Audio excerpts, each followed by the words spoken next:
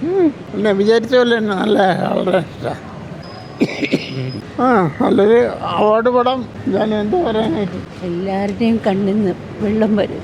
മനുഷ്യൻ്റെ ഗതി അടിപൊളി പടം കണ്ടുകൊണ്ടിരിക്കുക.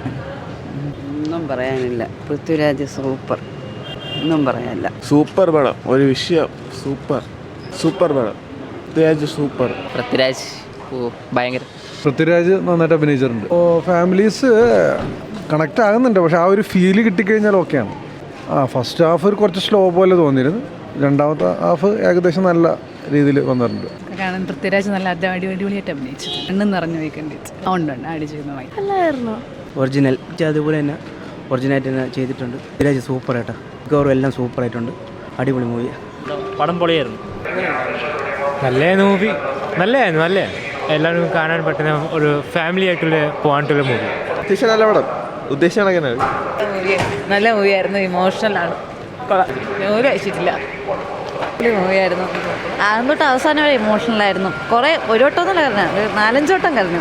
യൂത്തിനൊന്നുമില്ല, എല്ലാവർക്കും കണക്റ്റ് ആവും. ഇപ്പോൾ പ്രത്യേകിച്ച് എന്താ പറയുക, നമ്മുടെ അച്ഛനമ്മയൊക്കെ ഗൾഫിലൊക്കെ വർക്ക് ചെയ്യുന്നവരാണെങ്കിൽ ഉറപ്പായിട്ടും കണക്റ്റ് ആകും. എൻ്റെ ഫാമിലിയൊന്നും അങ്ങനെ അച്ഛനമ്മയും ഗൾഫിലല്ല, പക്ഷേ എന്നിട്ടും നമുക്ക് ഇമോഷണൽ ആവുന്നു.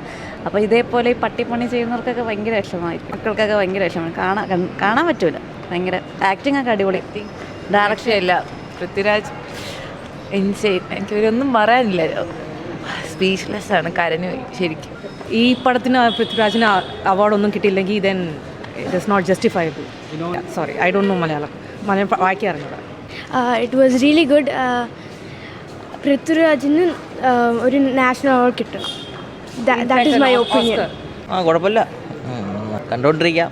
പിന്നെ അത്ര ഇതായിട്ട് നമുക്ക് എഫക്റ്റ് ചെയ്തില്ല. മറ്റേ യഥാർത്ഥ അയാൾ കുറച്ചുകൂടെ ഇതായിട്ട് അനുഭവിച്ചതാണ്, കുറച്ചുകൂടെ ഇതായിട്ട്. പക്ഷേ അത്ര ഇതായിട്ട് എനിക്ക് ഫീൽ ചെയ്തില്ല. വേറൊന്നും പറയാനില്ല. കൊള്ളാം, സൂപ്പർ പടം. അല്ല, പുള്ളിക്കാരി കരുതില്ല, ഞാൻ കരുതി. എനിക്കിഷ്ടപ്പെട്ടു. നല്ല പടമായിരുന്നു. ഒന്നും പറയല്ല. എന്താ പറയുക, പടം കണ്ടിട്ട് നമ്മൾ മരുഭൂമി കൂടെ ഇങ്ങനെ പോവും.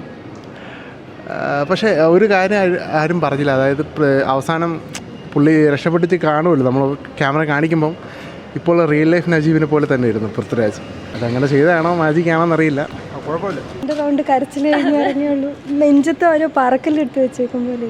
എന്ന് വെച്ചാൽ ഭയങ്കര സഫോക്കേറ്റഡ് ആയിട്ട് നമുക്കൊന്നും അലറി കരയാൻ തോന്നുന്നുണ്ട്. അത്രയും ഭയങ്കര ഷോക്ക് അടിച്ചിറങ്ങിയത്, ഒരു രക്ഷയില്ല.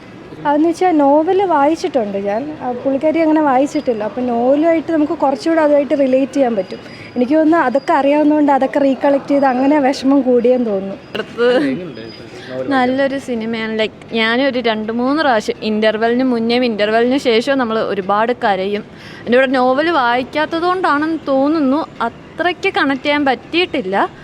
ബട്ട് നമ്മൾ സ്കൂളിലൊക്കെ പഠിച്ചിട്ടുണ്ട് ഈ കഥയൊക്കെ. അപ്പോൾ അത് വെച്ച് നോക്കുമ്പോൾ എനിക്കിനി നോവൽ വായിക്കണം എന്നുള്ളൊരു ഇതുണ്ട്. പക്ഷെ കരയാൻ വയ്യാത്തത് കൊണ്ട് എനിക്കറിയത്തില്ല ഇപ്പോൾ എങ്ങനെയാണെന്ന്. അതെ, ഞാൻ നോവൽ വായിച്ചിട്ടുണ്ട്. അപ്പോൾ അതെനിക്കറിയാം. അത് നല്ലത് തന്നെയായിരുന്നു. കണ്ണൊക്കെ നിറഞ്ഞു. കാരണം അതുകൊണ്ടല്ല, നോവൽ വായിച്ചെല്ലാം അതിൻ്റെ അത് അറിയായിരുന്നു. അതുകൊണ്ട് നമുക്ക് കണ്ണ് നിറയും ശരിക്കും അറിയാത്ത ഒരാൾ.